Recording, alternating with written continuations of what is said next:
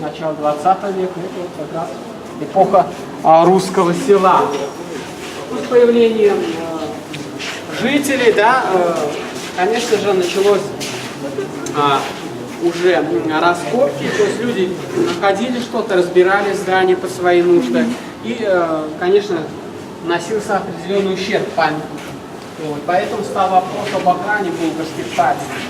С этой целью Казанским обществом археологии и истории этнографии выдали раскопки в 1864 году. Эти раскопки проводились вплоть до Октябрьской революции, и затем уже стало не до раскопок, но тем не менее научное изучение было положено.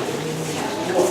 И уже в последующем истории ученые ориентировались именно на эти идеи. Уже тогда, в 19 веке, большое значение было татарских просветителей,